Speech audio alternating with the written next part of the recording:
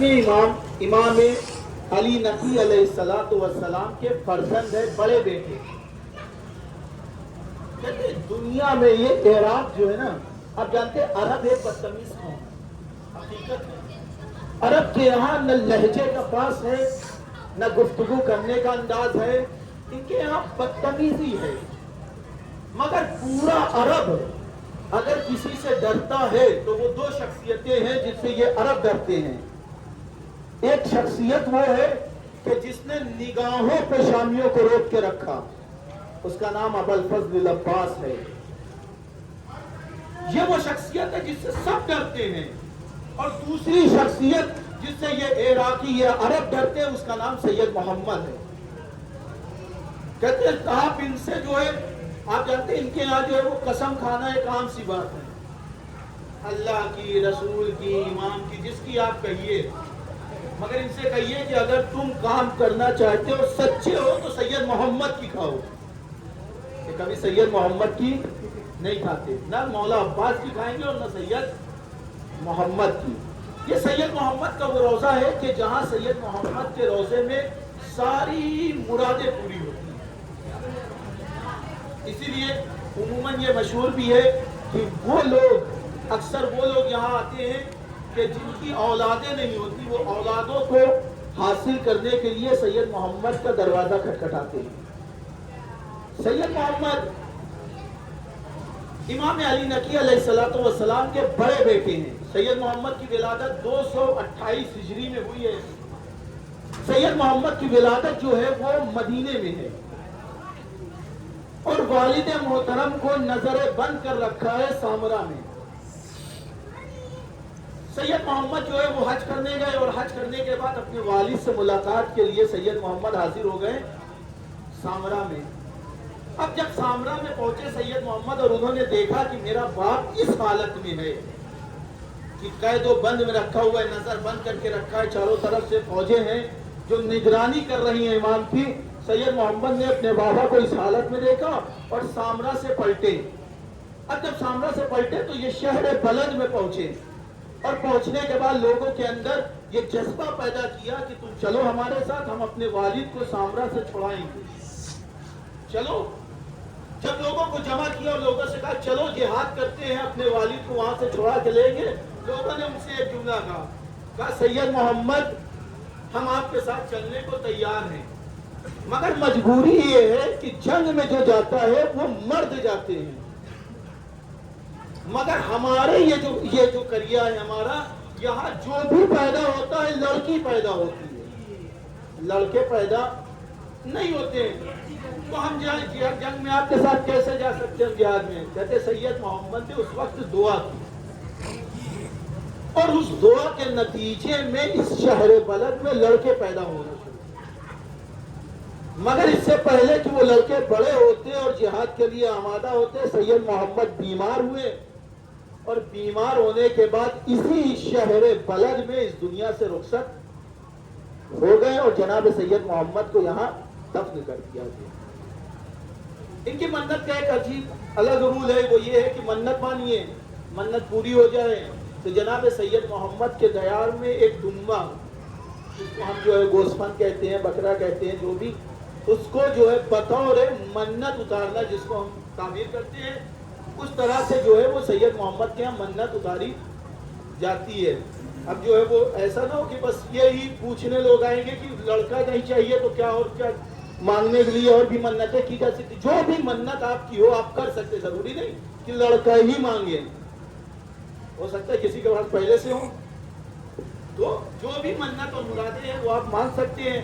جب آپ اندر جائیں گے تو وہاں دروازے پہ کچھ تعویذ کے طور پہ بھی ہے، کیونکہ اصلاً ہم جو ہیں وہ ہندوستان اور پاکستان کے رہنے والے ہیں. ہم جب تک کچھ دیکھتے نہیں یقین نہیں ہوتا، جب تک ہمارے بازو میں یا گلے میں تعویذ نہ ہوگی تب تک ہم منت مکمل نہیں سمجھتے. تو اگر آپ لے جانا چاہیں تو وہاں اندر جو ہے وہ کچھ ہدیہ لے کے، الف دینار، 2 الف دینار جو بھی ہے وہ لے کے آپ اس کو جا سکتے ہیں. سید محمد کی زمین بڑی بابرکت ہے، لیکن میں پہلے بھی آپ کو بتا رہا ہوں کہ یہ پورے سفر میں ہر جگہ ہم کو اپنا دامن بھرنے کا موقع ملے گا. بس آپ جو ہے یہ کوشش کیجئے کہ کہاں سے جلدی حاصل ہو جائے. اس لیے یہ زندگی کے جو 3 دن ہیں ہمارے جو ابھی گزرے ہیں، کل، آج اور کل، ان 3 دنوں میں ہمیں جو ہے وہ 4 اماموں کی زیارت ہے.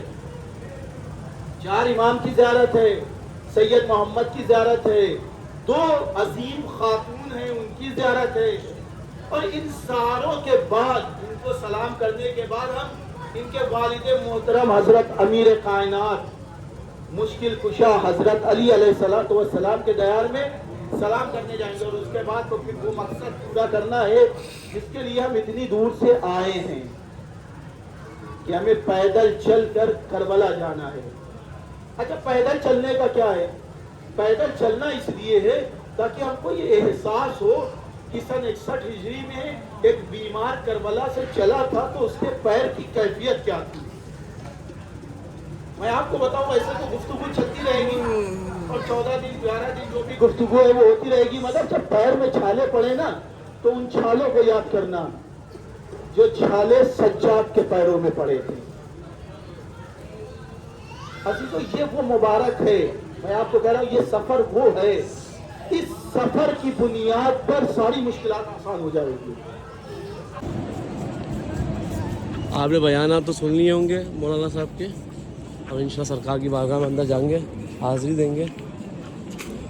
چپل اترائیں گے پہلے. چپل یہاں چوری کا بہت ڈر رہتا ہے چپل کا. یہ ایرانی لوگ جو ہے چوری کر لیتے ہیں ہر چیز. کھانا کھانی چپل.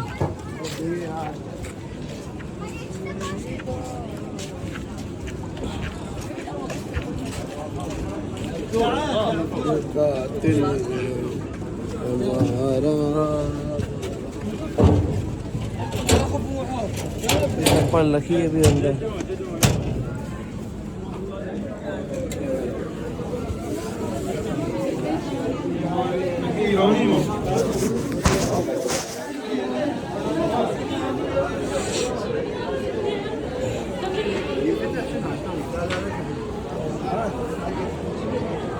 الصلاۃ والسلام علیک یا فرزند رسول اللہ. اللہم صلی علی محمد و آل محمد.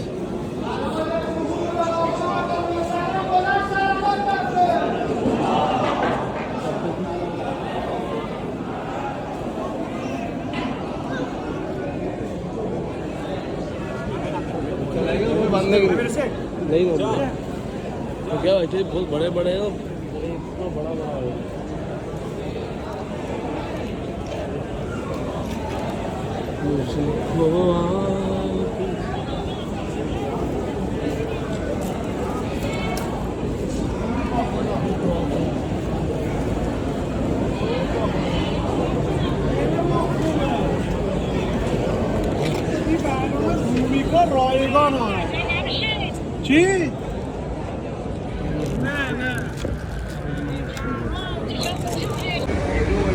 السلام علیکم ورحمۃ اللہ وبرکاتہ. اس وقت بلد کے اندر ہوں. یہ میرے پیچھے روضہ مبارک سید محمد علیہ السلام کا ہے جو امام نقی علیہ السلام کی فرزند ہے،